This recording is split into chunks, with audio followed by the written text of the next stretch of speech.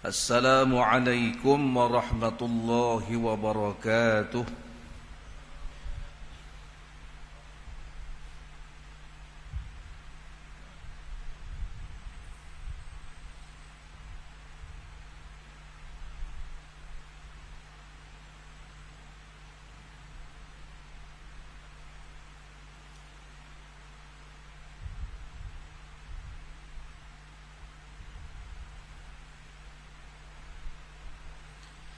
Bismillahirrahmanirrahim. Alhamdulillahi rabbil alamin. Wassalatu wassalamu ala asyrafil anbiya'i wal mursalin sayyidina Muhammad wa ala alihi wa sahbihi ajma'in. Subhanaka la ilma lana illa ma 'allamtana innaka antal alimul hakim. Wa la hawla wa la quwwata illa billahil aliyyil azim.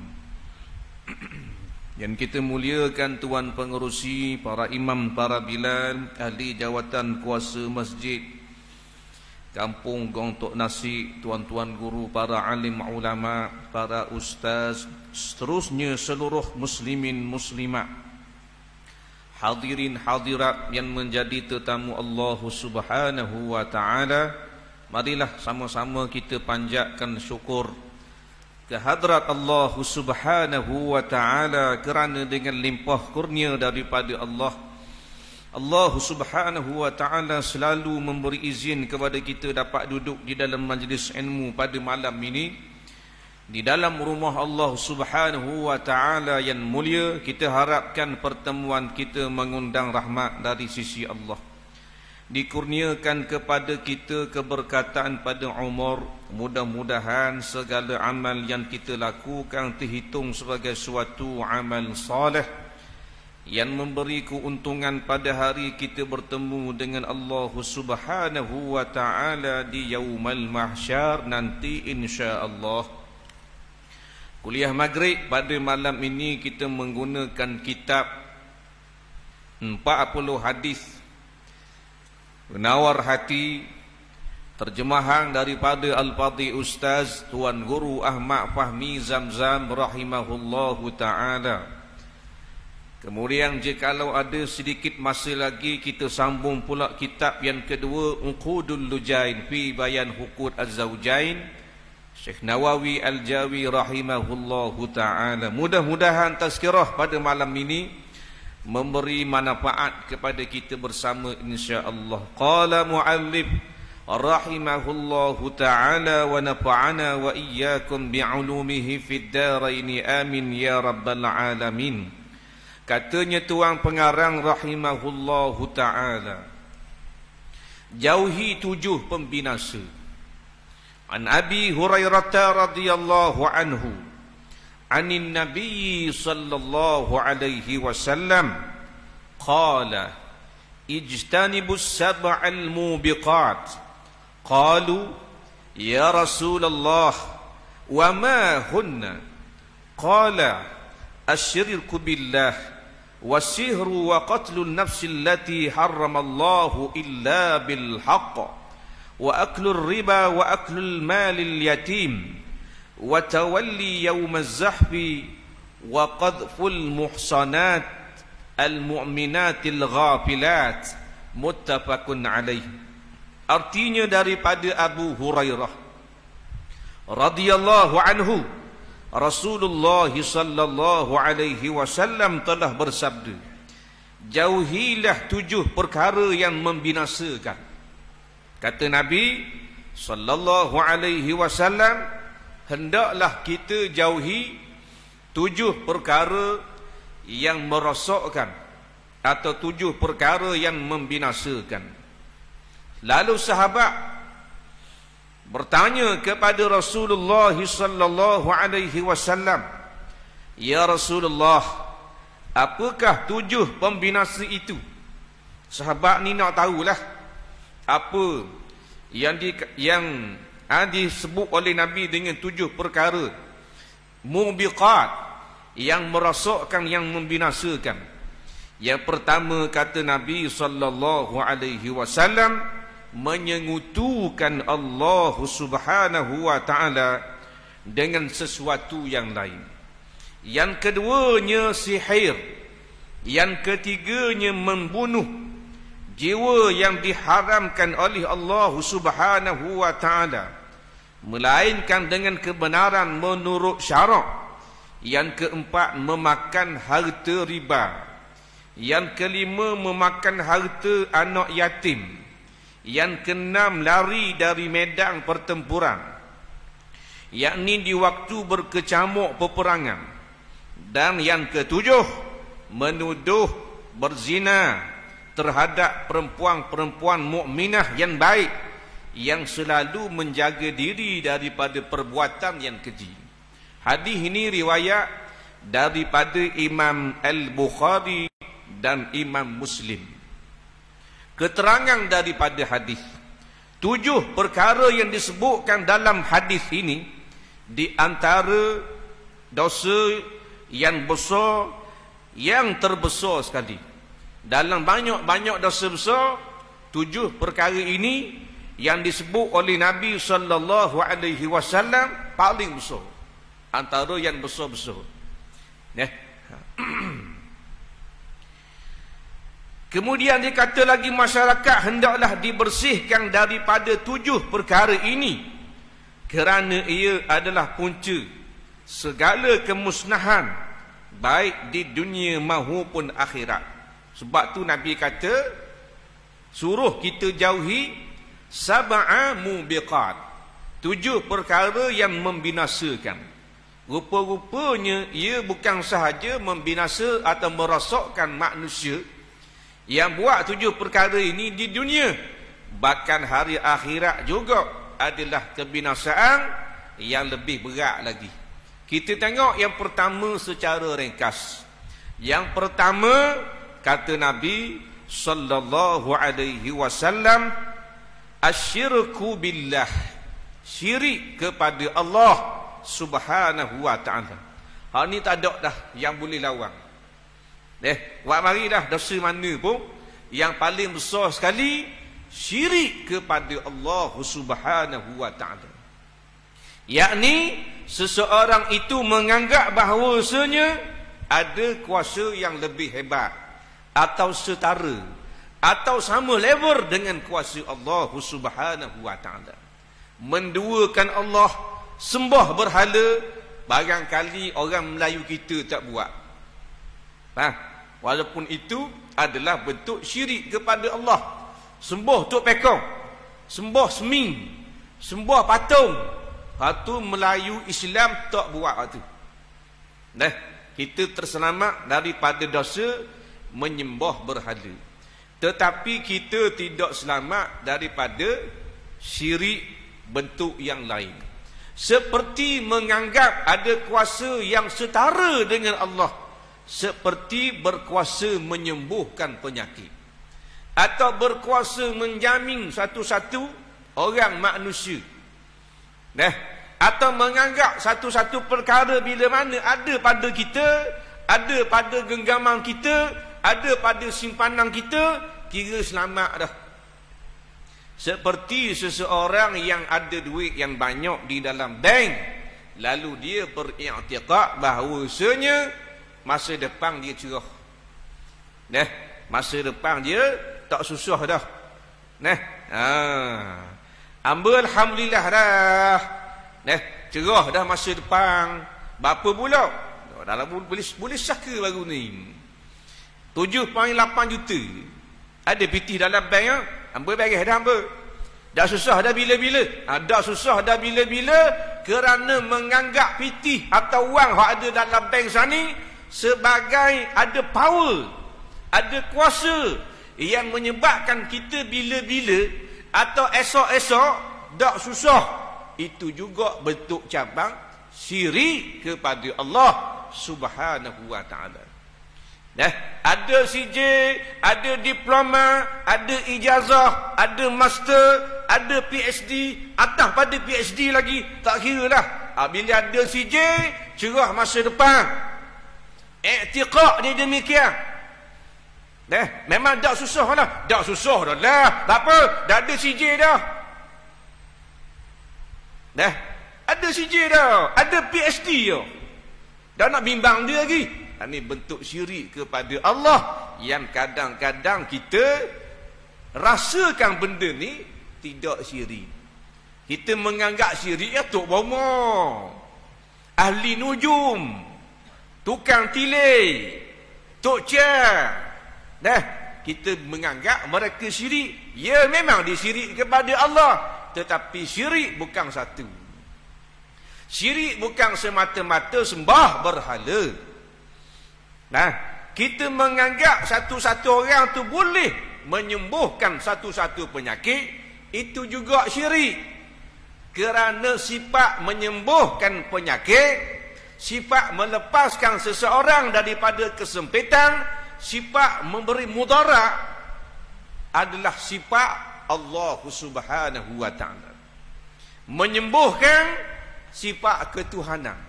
Tidak ada pada batang tubuh manusia, hebat setara mana pun dia, tinggi macam mana pun pangkat dia, pakar pun dia dalam bidang, semua bidang kedoktoran, dia tidak boleh menyembuhkan penyakit.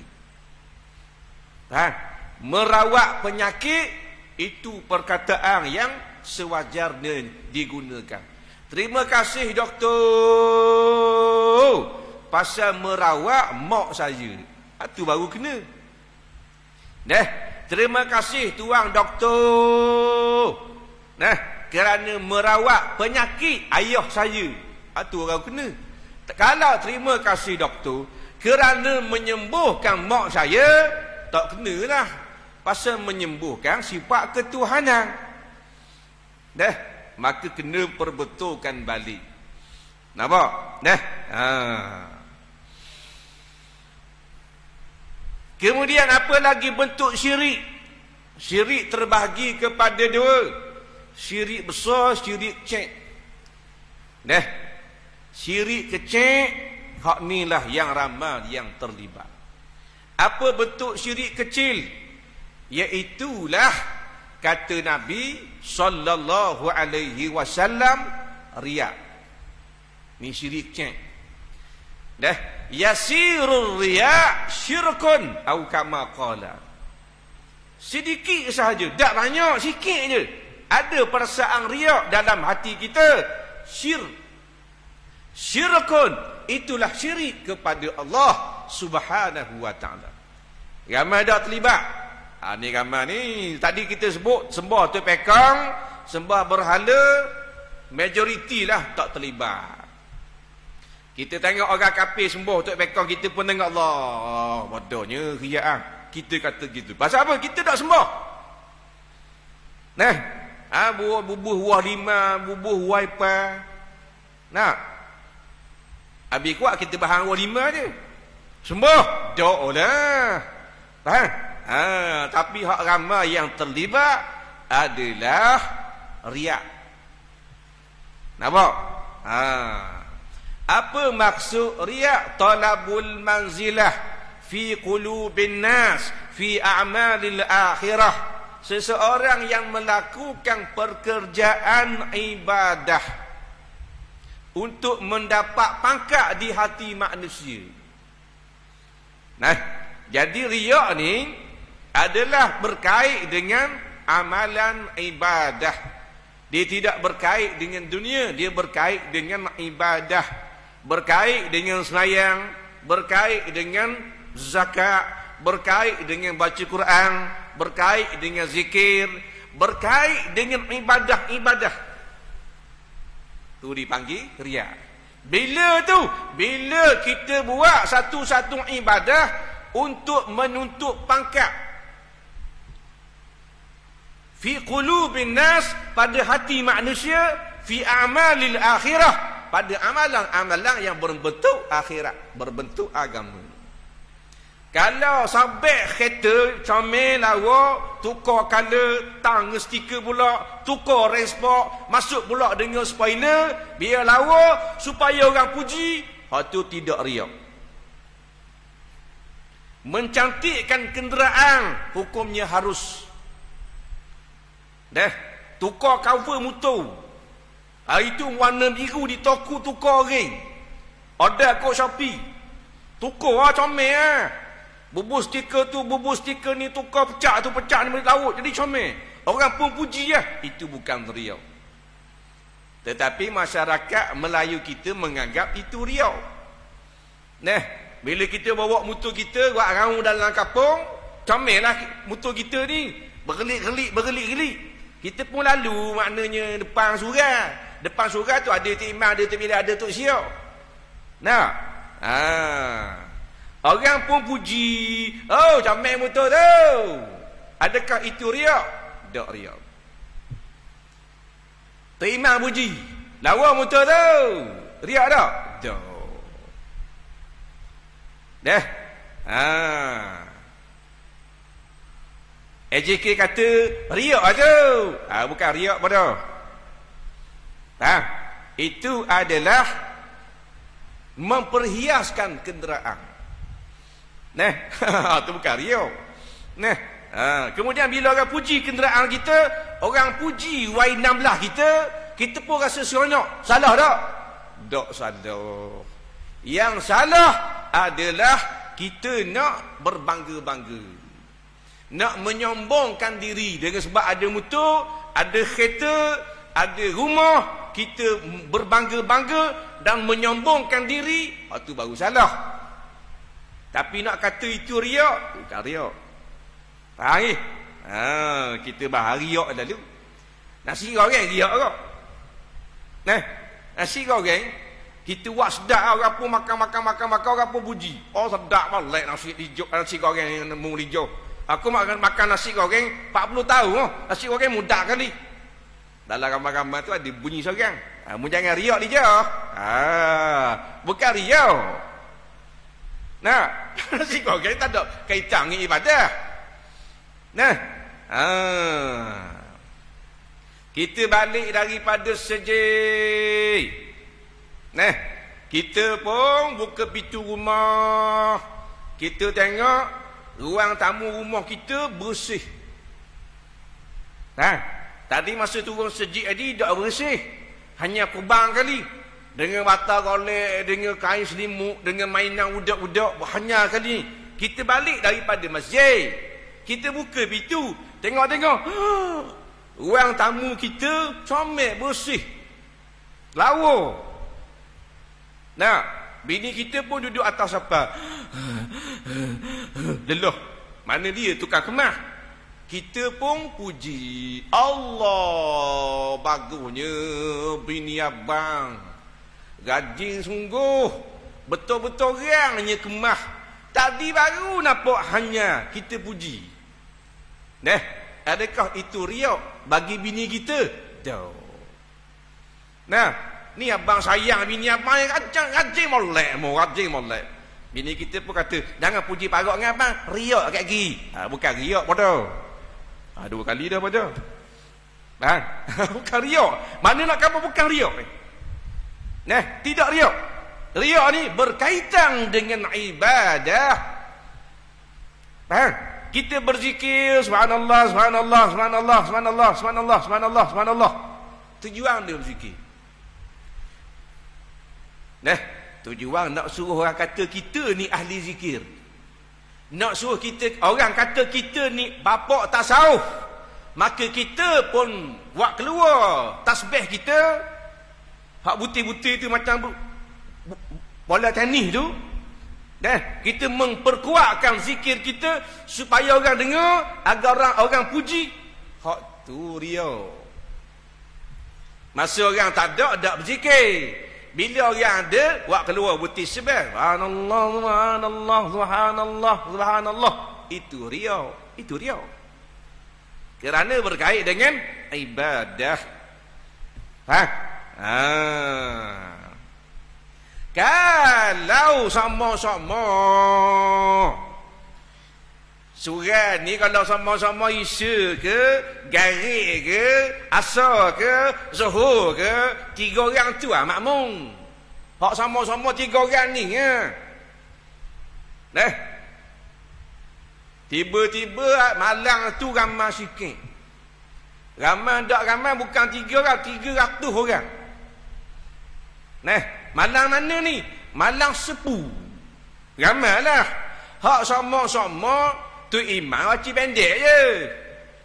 Nah, baca kuliah je sama-sama tu imam. Habis kuliah kulhu gitulah. Tu pun bagi dua. Nah, tiba-tiba malam tu ramai tu imam pun takkan nak baca kulhu Allah. Pasal 300 orang ni. Nah, tu imam pun tukar surah, baca surah panjang, baca biar sedap supaya makmum hak ramai ni puji suara dia sedap. Itulah riak. Nampak lagi? Itulah riak namanya. Sama-sama Allahu ahad, Allahu samad. Sama-sama. Dan makmum 3 ekor.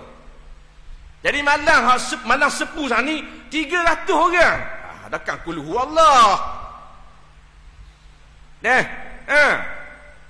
Yasin apa? Nah, tarik biar banyak Yasin. Biar orang puji. Bila nak orang puji, nak pangkat di sisi manusia, itulah riak. Padang tu contoh kan bagi contoh dah ada isu.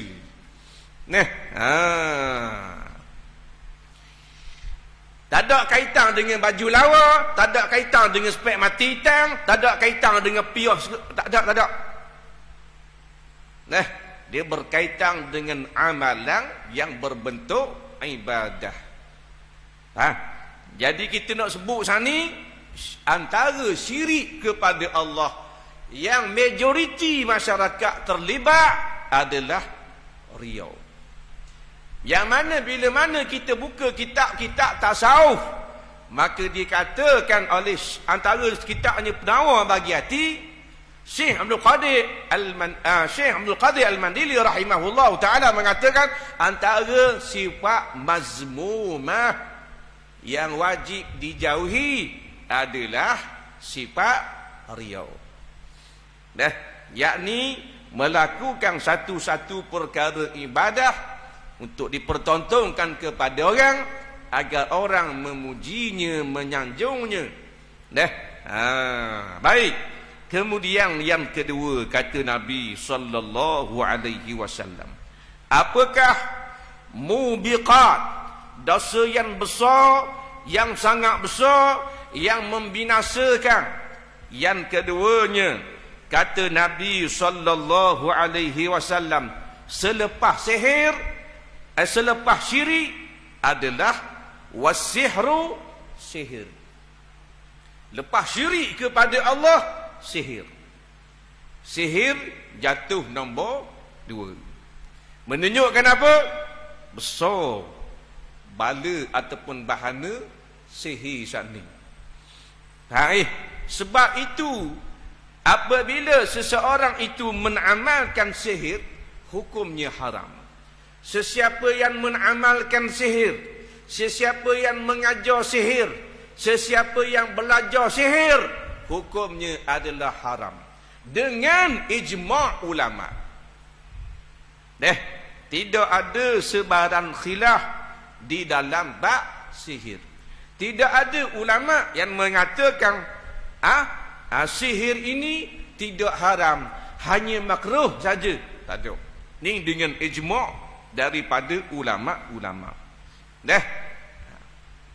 Katanya Imam Nawawi rahimahullahu ta'ala, sihir ini adalah haram, dosa besar dengan sepakat ulama-ulama. Tak ada ulama kata sihir itulah haram, tapi dosa kecil. Jelas Kata Syekh Zakaria Al-Ansari rahimahullahu ta'ala, ulama yang alim lagi masyhur yang bermazhab Syafi'i. Apa kata beliau? Beliau mengatakan bahawasanya sesiapa yang beriktikad, sesiapa yang menganggap sihir ini adalah halal, jadi murtad. Sesiapa yang beriktikad sihir ini tidak salah, sihir ini boleh, sihir ini harus, boleh menyihirkan orang, maka jadi murtad. Kerana apa? Sebut dah awal-awal sana, sihir ini haram, dosa besar dengan ijma' ulama'-ulama'. Boleh tak kita nak sihir orang? Ada soalan. Boleh tak kita nak sihir orang? Pasal apa? Pasal orang tu jahat. Umpamanya dia nak sihir Dana Menteri Israel. Jahat ke baik? Jahat dah. Boleh ke tak? Jawabnya tak boleh. Nampak? Tidak boleh buat satu-satu perkara dengan menggunakan satu-satu perbuatan yang haram. Niat tidak menghalalkan cara. Seperti seseorang mencuri, duit curi itu, duit hasil rompokan itu nak dibahagikan kepada fakir miskin, anak yatim dan para janda. Sebab tu aku merampok. Duit ni bukan aku nak akan aku tak ada masalah dah. Aku nak bagi ke anak yatim. Aku nak bagi ke fakir miskin. Tak boleh. Walaupun niatnya baik, nak tolong orang miskin, nak tolong anak yatim, tapi perbuatan itu haram. Yakni perbuatan mencuri, merampok atau meragu. Sama dengan sihir sana. Orang tanya pula, dia telah ditipu. Dia beli barang dalam Shopee.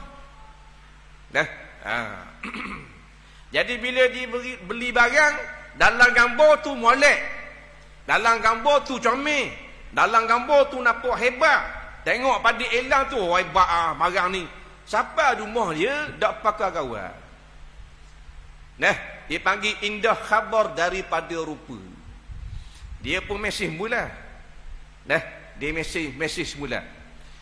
Saya nak refund balik, saya nak balik duit saya. Tak boleh dah. Tak lah. Dalam gambar lain, siapa lain? Tak boleh. Boleh tak saya nak sihir dia? Tak boleh juga. Kita buat contoh berdasarkan banyak aduan-aduan. Tak puas hati. Lepas tu Nabi kata, orang yang menjual, penjual, peniaga yang jujur hari akhirat akan bersama-sama dengan Rasulullah sallallahu alaihi wasallam. Nak niaga kena jujur. Tak jujur masuk neraka. Kaya orang nak kaya belaka, tak ada orang nak basak terai. Tapi biar kaya, kita dapat harta, kita dapat pitih atas kejujuran kita dan amanah kita, kerana kita takwa kepada Allah. Jangan tipu orang. Jadi bila siapa barang, tak sebagaimana barang hak macam padi elang tu, ataupun dah nak tukar, ataupun punah, ataupun dia telah ditipu, tak boleh atau sihir. Tak boleh. Dalam hadis yang lain pula, Rasulullah sallallahu alaihi wasallam menyebut, man ata arrafan fasa'alahu an syai'in lam tuqbal lahu salatun arba'ina lailah. Kata Nabi sallallahu alaihi wasallam, siapa-siapa yang pergi bertemu dengan dukun atau tuk bama atau tukang ramal nasib atau tukang tilik nasib, tak kira lah, siapa-siapa bertemu dengan tuk bama, lalu dia bertanya tentang satu-satu perkara, sedangkan perkara itu perkara gaib, tidak diketahui oleh manusia, tapi dia pergi tanya kepada tok bama tu. Apa kata Nabi? Lam tuqbal lahu salatun. Semayangnya Allah Subhanahu wa taala tidak akan terima 40 lailah, 40 malam. Ni bukan percaya ni, pergi jumpa dulu, baru pergi jumpa. Tak percaya lagi, percaya tak percaya tu nombor 2, pergi temu dulu, tanya dulu. Atau tak tanya, pergi tengok saja. Dengar khabar Pak Soh pandai bomo orang. Pandai dia, memang pandai dia, memang bapuk punya. Bagi kita pergi tengok dia. Pergi tengok saja. Duduk dalam majlis tu, siapa-siapa yang duduk dikira bertemu dengan bomoh itu. bomoh di sini bukan bomoh yang apa benda ni, yang menggunakan ayat Quran. Bomoh di sini dengan maksud bomoh yang merawat menggunakan khidmat iblis atau khidmat jin. Ni bomoh yang ngaruk ni. Bomoh yang syirik ni, bomoh yang puja atu setan ni. Siapa pergi jumpa dengan dia? Kata Nabi, tidak diterima semayangnya 40 malam. Katakan dijumpa hari ni, start daripada hari ni sampai 40 malam Tuhan tak terima semayang. Dan kalau gitu tak payah semayang, wajib semayang. Semayang wajib, tak semayang dosa besar. Tapi bila semayang Tuhan tak terima. Nampak? Kerana apa? Kerana bencinya Allah kepada orang yang bertemu dengan bomoh yang syirik kepada Allah. Nampak? Ni penyakit gambar juga. Terlibat dengan tok bomoh. Tak? Sementara lagi zaman kita ni, orang kurang ngaji agama. Kalau ngaji pun gitulah, mari atek, dok atek, mari atek, dok atek, mari 2 hari, dok hari 8 tahun. Nampak? Gitu lah. Lepas tu pandai ke dah? Reti ke dah? Tak berapa reti je. Kata bodoh takut berasa hati, kata tak berapa reti senang. Lepas tu buat perkara syirik kepada Allah. Percaya benda-benda yang tahyul. Percaya benda-benda yang khurafat. Lambat nitah bewok dah jadi pergi makan puluk. Baru pula bewok nitah dah jadi ke mana? Majar. Suai. Lelek-lelek nak pergi makan gula. Gong tu nasi. Siapa kat Bukit Bayar? Bau bewok nitah. Faham? Sudah dah. Nak? Guna bang? Dak tahu mana mu ah. Laki bini. Dah mak besar mak aja kena hona balik. Hona balik. Piung hona mula. Dak jadi makan gula apa? Bewok ni ta. Terbang juga mak pesan dah. Siapa pesan ke mak? Tok kata kalau mu tebal juga apa geram mu.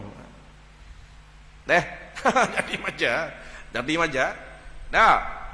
Tak jadi makan gula dah. Laki dia kata muji baru, selamat puluh ya aku. Tu dipanggil khurafat, kepercayaan yang bodoh di kalangan sebahagian masyarakat Melayu. Bunyi burung tu, ada orang mati kampung tu. Ngaruh. Burung tu mari masuk dalam kampung dia, duduk atas wayar api. Itu bunyi tengah malam. Dua pagi. Bunyi. Tak kira lah bunyi mana pun tu contoh lah. Itu bukan burung kuku macam gitu. Faham tak? Aku buat contoh je. Kita pun tak reti kak. Dia pun dengar. Sudah. Burung tu. Mampu dah. Dia pula mampu esok. Dia kepercayaan yang ngaruh. Nampak? Sani berpunca daripada kurangnya kita ini duduk di dalam majlis-majlis ilmu. Bila duduk dengar ustaz-ustaz ngajar, tak boleh percaya kalau gitu. Lama ni kita percaya juga ustaz. Dah mu nak pergi dengar. Beli stokor. Balik rumah. Khabar ke mak, khabar ke tok, khabar ke toki, khabar ke ayah, khabar ke adik-beradik. Saya pegang garuk. Kucing hitam lepak banyak hidup. Tak ke dengung. Kalau hidup, bela kucing banyak. Kita rajin dengar. Dah benda-benda gini, tapi dah masuk dalam. Dengar-dengar gitu dah. Memang duduk dalam masjid, duduk dalam majlis ilmu, memanglah betul juga ustaz, betul juga. Berat, bayang dia mati, lalu kucing hitam. Percaya juga. Ambak juga kucing hitam. Padahal kawan ni nak pergi dapur apa beruk. Tak berapa lagi. Dah biar dapat banyak toki mu. Nah, tokimu boleh hidup mula. Sekarang pergi maidang mula. Nah, masalah kepercayaan kita tu. Nah, hak Nabi khabar tak mau ikut. Hak Nabi khabar, hak Quran khabar, dah, tak pegang. Kita pegang daripada mulut-mulut orang-orang yang jahil. Dah, jadi ingat dah, siapa-siapa yang bertemu dengan dukun atau bamah tidak diterima semayangnya selama 40 malam, kata Nabi sallallahu alaihi wasallam. Hadis tersebut riwayat daripada Imam Muslim.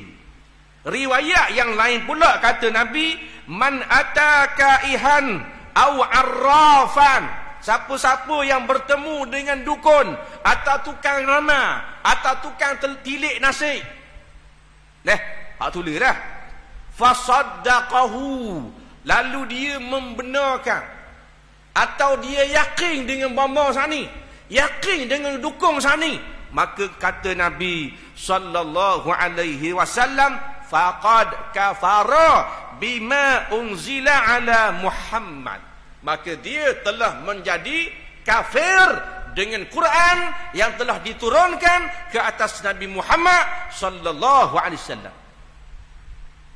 Hadis yang pertama sani pergi jumpa saja, tak yakin lagi. Tak yakin lagi, tidak ada membenarkan. Ya ke tak, orang tahu. Hak mari jumpa sani, hati kita ni tak benarkan lagi, baru tengok saja.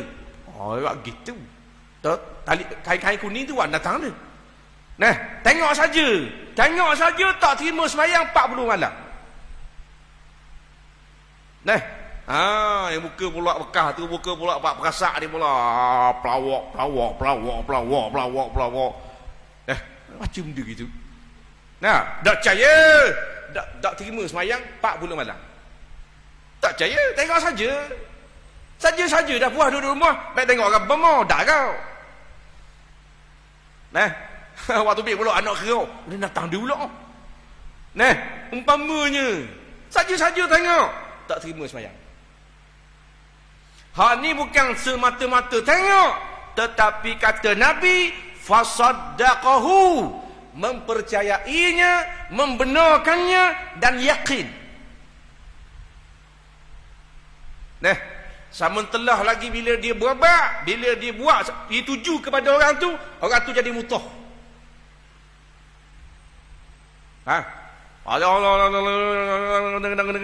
Puff. Tak ada apa dah, bagi dah. Tak pagi esok dia kata petang esok, tak petang esok petang lusa. Kita tak yakin lagi.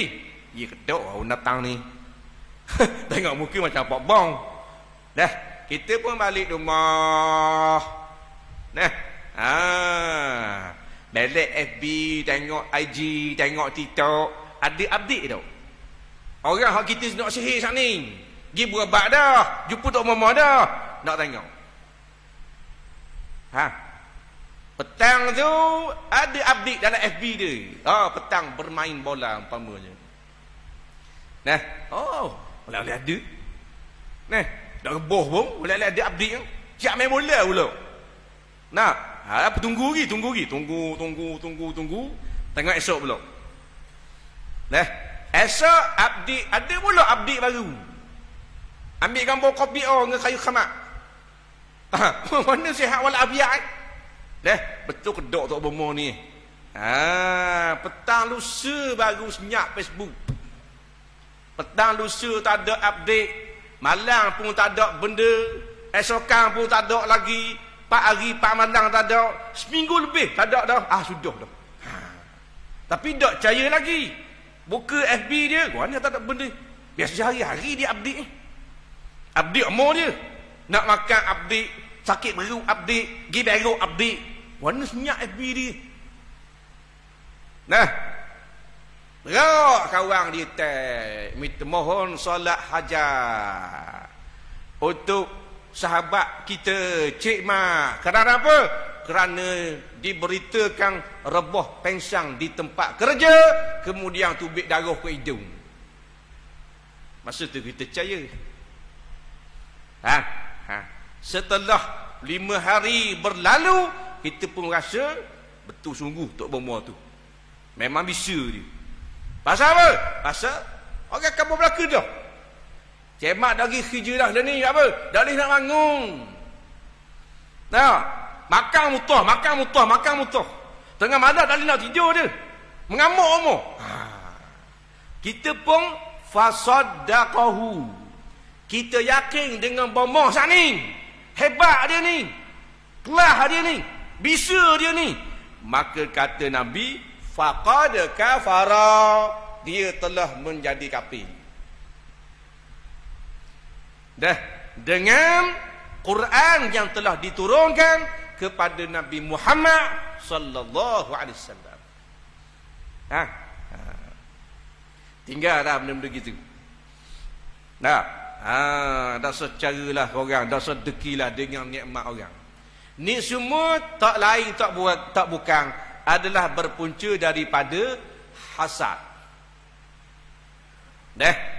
Ataupun dengki. Hak tula je. Deki tengok orang ni senang.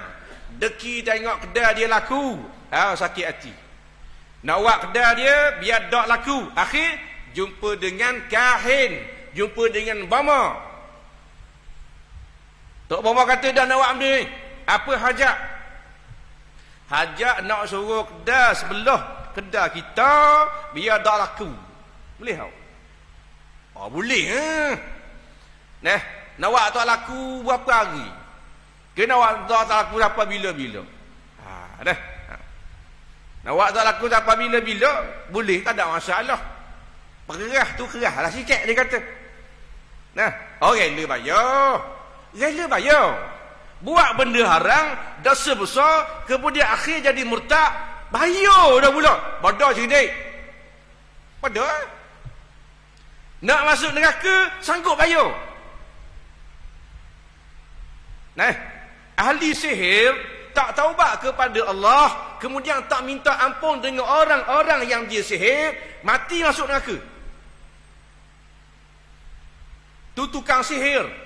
Tu orang yang menyuruh tukang sihir agar tuju sihir ini kepada orang tersebut, dia juga wajib bertaubat dengan taubat nasuha, kemudian dia wajib minta maaf kepada orang yang dituju buat sihir.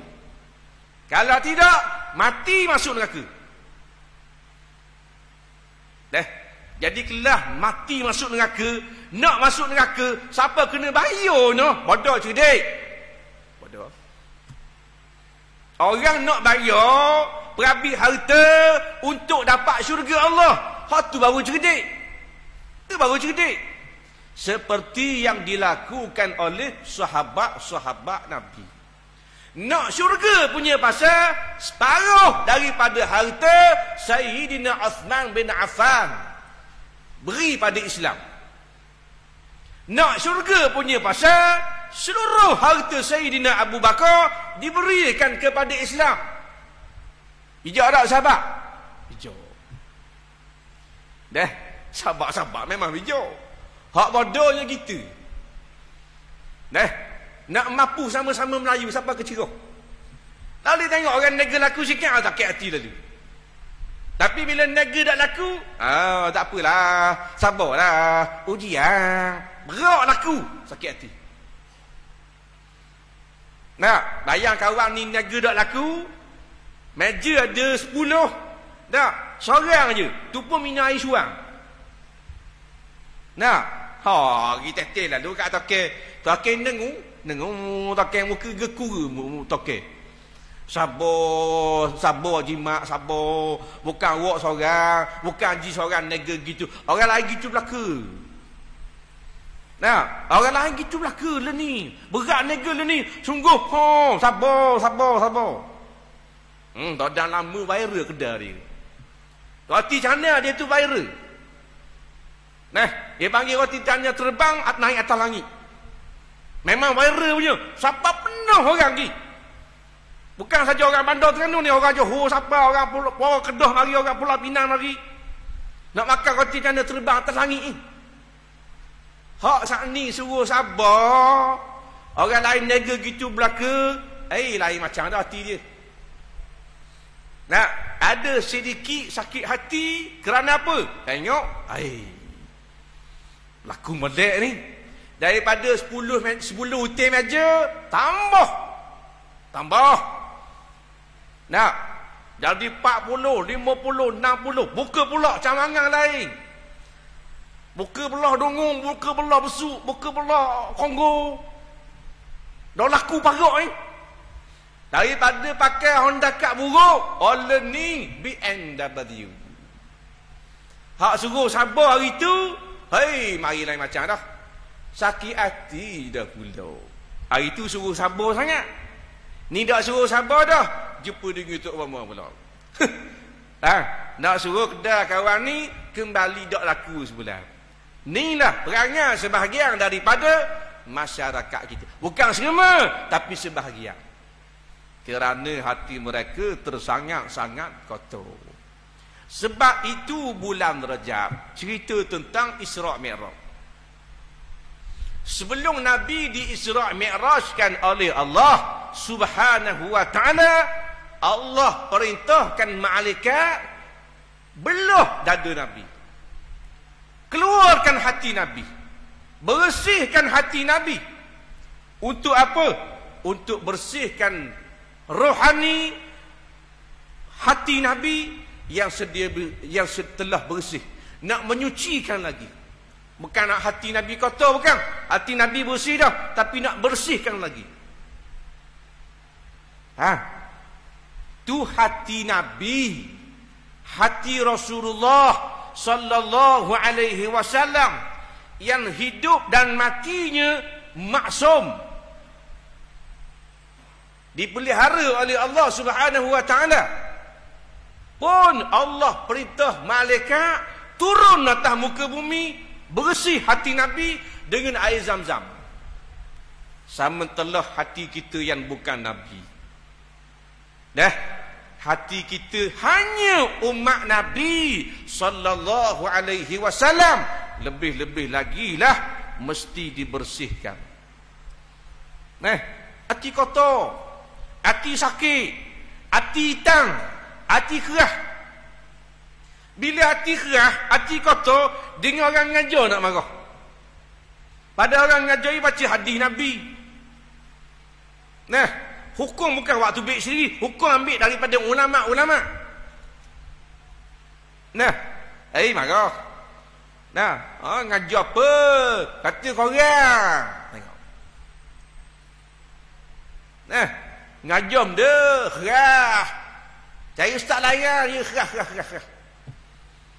Buat mari ustaz lain, lembut sikit lah. Allah, ngajar apa pangkatu habis orang. Lembutnya. Buat mari kau jangan lembutnya, orang ngatuk lah. Buat mari pula, dok kerah, dok lembut. Mari ngajar, impak punya. Ngajar Allah. Seterik kan ngajar. Wah, lawak-lawak sikit. Nak buat lagi? Ni pesing manusia. Bila mengajar buat mari ustaz, pesing buat lawak. Ni bukan maharaja lawak. Dah munam dia bengong. Munam dia pada. Ni masyarakat. Batu nak layan masyarakat dah habis. Dakwah jalan terus. Mu nak komplain, mu punya pasal. Mu ngajar. Tanya Tok Imam, tanya pengerusi, tanya AJK masjid, ada mana kosong? Bapa pula saya nak ngajar. Pasal ini saya suka komplain orang. Jadi saya ngajar senang. Pasal saya terbaik. Banyak lagi malam kosong. Cari masjid-masjid surga-surga. Berlambak lana. Habis sembahyang gari, tengok Tok Imam tu bila. Pasal apa? Tak ada orang ngajar. Banyak kosong ustaz ai. Ada semanambang je orang ngajar. Tu pun mari atek dia atek. Agi ngajar. Tak tambung ngajar. Duk komplain orang ngajar. Ulama ni tak kena. Ulama ni kerah sangat. Hak ni muda tak kau. Ni tua sangat. Ni muda sangat. Muda sangat ustaz ni. Patut kena ngaji dulu siapa. Pulak dah. Hak ni pulak tua sangat. Tua tak suruh ngajar lah Allah. Beri salam punya macam tahiyat awal. Nampak? Masyarakat. Tak sudah hang. Sudah tak sudah, masuk dalam lubang kubur. Baru diam dia punya mulut. Patut lagi kita nak cara hang mulut orang, dah jadi hija kita. Ni kita buat live ni, kadang-kadang kita tengok juga orang apa benda ni, orang komen. Memang kena tengok juga. Dia kata ngajar, tak usah tengok-tengok. Ada kau? Bodoh sungguh. Kau anda aku nak tengok telefon aku. Dia kata ngajar, tak usah tengok-tengok telefon. Dah kalau mampu telefon. Ada kena sekat ke kena apa ke dah. Kadang-kadang ada soalan-soalan. Ya, kadang-kadang kita akan jawab soalan ini pada kuliah yang akan datang. Dalam kuliah-kuliah kita. Tak boleh. Mati duk tengok ke skrin hak mau. Ada kau? Bodoh. Kemudiannya, yang seterusnya kata Nabi sallallahu alaihi wasallam, selepas daripada sihir, membunuh jiwa yang diharamkan oleh Allah Subhanahu wa taala, melainkan dengan kebenaran menurut hukum syarak. Bunuh orang. Lepas syirik pada Allah, sihir. Lepas sihir, membunuh jiwa yang diharamkan oleh Allah taala, membunuhnya. Dah tu hak perang Palestin, hak tu dibenarkan syarak membunuh. Batu di sana perang sungguh. Tembak sungguh. Bukan tembak pistol air punya. Bila tembak, mati musuh Allah, dapat pahala. Musuh Allah tembak kita, mati kita, dapat syahid. Adapun sama-sama Islam nak pergi tikang dia, nak pergi bunuh, hukumnya haram dan dosa besar, masuk neraka. Dua orang ni baloh. Lalu seorang pergi tikang, mati dia. Maka kata Nabi, kedua-duanya Allah campur dalam neraka. Sahabat tanya, ya Rasulullah, pasal apa dua-dua masuk neraka? Kan seorang yang tukang bunuh, seorang yang dibunuh masuk neraka kau. Tukang bunuh masuk neraka, munang sabar pasal dia bunuh. Hak kena bunuh ni masuk neraka juga. Nabi kata, ya, kerana orang yang dibunuh juga berniat untuk membunuh, tapi dah tak boleh nak tikang. Kerih dia pendek, kerih kawan ni panjang, kawan ni tikang dulu, mati dia. Dua dia masuk neraka. Allah ni balah orang Melayu, balah Allahu Rabbi, balah sungguh. Bukan maknanya nak menegakkan hukum Islam, dah berebut orang puang. Berebut orang tin dia apa balah. Mu tikang aku tikang mu. Mu tangi helmet atas kepala. La ilaha illallah. Saudara kita di sana berperang bermati-matian untuk membela agama Islam, untuk membela tanah para anbiya, bumi tauhid.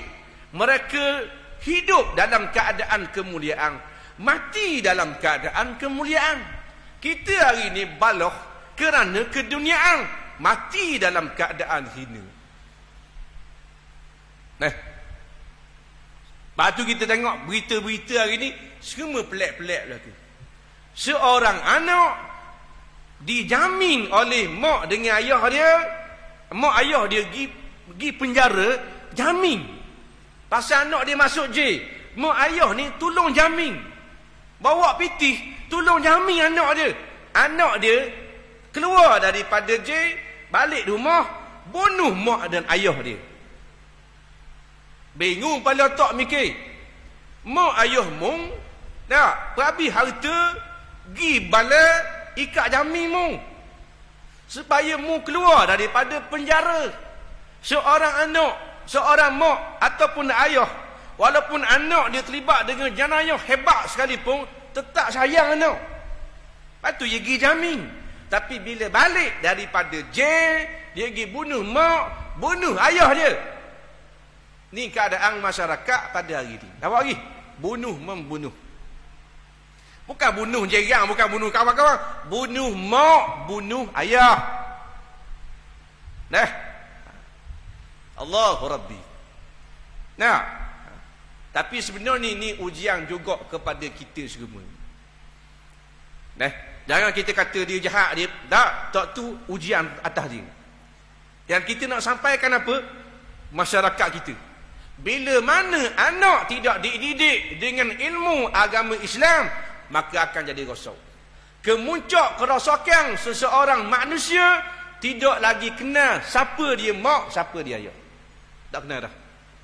Mereka menganggap mak dan ayah sama level macam natang. Lepas tu bunuh. Kerana ketandusan rohani. Tak ada agama dalam diri. Maka bila tak ada agama dalam diri, tidak ada pendinding, Allah tak jaga, maka buat satu-satu perkara yang haram adalah satu benda yang sangat-sangat menjadi kebiasaan. Jadi biasa. Yang terakhir, yang seterusnya kata Nabi SAW, memakan harta riba. Dan yang kelima, memakan harta anak yatim. Dua-dua haram, dosa besar berlaku. Dan kedua-dua ini Allah Ta'ala telah memperlihatkan kepada Nabi pada malam Isra' Mi'raj. Orang yang makan haram, Tuhan berat perut dia itu sebesar gunung di padang mahsyar. Dan keluar api ikut mulut, telinga dan lubang hidung serta kedua biji matanya. Kerana apa? Dia telah menelan bara api neraka sewaktu makan haram di dunia, yakni dengan makan riba dan makan harta anak yatim. Yang keenam, lari daripada medan pertempuran di waktu berkecamuk peperangan. Nombor 6, lari daripada medan pertempuran. Hukumnya haram dan berdosa besar. Tengah-tengah perang, tembak lagi. Takutlah baik aku lari, takut aku. Ingat ke dak aman berderu orang. Ingat ke Yahudi susah juga. Susah pada Ronaldo pun. Takut tak? Maka hukumnya haram dan berdosa besar. Kemudian yang ketujuh, yang terakhir, menuduh zina terhadap perempuan-perempuan mukminah, yakni perempuan-perempuan yang baik, yang selalu menjaga diri daripada perbuatan yang keji. Tuduh perempuan berzina. Mana-mana orang yang menuduh perempuan berzina, maka hukumnya adalah dia itu menjadi fasik. Tidak diterima kesaksiannya. Tidak boleh menjadi wali nikah. Tidak boleh jadi saksi anak bulan. Kerana dia telah menuduh orang berzina, perempuan berzina. Tanpa bawa 4 orang saksi. Awak mari 4 orang saksi. Pasal mu kata dia berzina. Tak ada saksi, tapi saya nampak sendiri. Maka hendaklah disebat. Mu gagal bawa saksi, maka mu hendaklah disebat dengan 80 sebatang. Kena piat atas belakang kerana dia pandai-pandai tuduh orang berzina. Nampak tak ada saksi yang awak kata gelenya. Nampak? Mana-mana suami tuduh isteri dia berzina, maka hendaklah dia bersumpah. Nampak? Hendaklah bersumpah. Wallahi wa billahi wa tallahi. Bahawasanya saya bersaksi isteri saya ni buat kerja sekian. Kalau saya tipu, laknat Allah ke atas saya. Awak mari bini ni pula. Awak berzina sungguh? Tak. Memang saya tak. Awak juga kena bersumpah. Lalu bila isteri pula bersumpah, demi Allah, wallahi wa billahi wa tallahi, kalau ditipu, laknat Allah ke atasnya, lalu mahkamah akan membubarkan perkahwinan. Tidak lagi dapat berkahwin. Bukan lagi suami isteri. Siapa bila-bila. Dan kalau perempuan ni kahwin dengan laki-laki lain pula, kemudian cerai, boleh tak dia nak nikah dengan bekas laki dia? Hak tuduh dia berzina itu. Tidak boleh, kata ulama-ulama. Ni bukan talak 3 ni. Tu berat. Nampak? Tapi learn ni tak ada masalah zaman kita ni. Masyarakat liberal kau orang. Dah.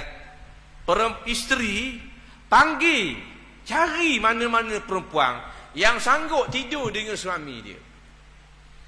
Ada satu berita, satu rumah 4 atau 5 pasangan bertukar-tukar pasangan. Mu tidur dengan bini aku tidur dengan binimu. Nak bagi? Keadaan masyarakat kita makin parah kerana mereka meninggalkan Islam. Segala pembangunan tidak akan berjaya dan belum memberikan apa-apa makna yang baik kepada manusia selagi dosa ini belum berjaya dihapuskan. Wallahu subhanahu wa ta'ala a'lam. Kita berhenti sini, insya-Allah kita akan sambung pula pada kuliah yang akan datang. Bismillahirrahmanirrahim. Alhamdulillahirabbil alamin. Salatu wassalamu ala asyrafil anbiya'i wal mursalin sayyidina Muhammadin wa ala alihi wa sahbihi ajma'in. Allahumma zayyina bi zinatil Qur'an wa akrimna bi karamatil Qur'an wa sharrina bi syarafatil Qur'an wa albisna bi khinatil Qur'an wa adkhilna al jannata bi syafa'atil Qur'an wa afina min kulli bala wa adzabil akhirah bi hurmatil Qur'an. Rabbana atina fid dunya hasanah wa fil akhirati hasanatan wa qina adzaban nar. Sallallahu ala sayyidina Muhammad wa ala alihi wa ashabihi ajma'in. Walhamdulillahi rabbil alamin. Assalamualaikum warahmatullahi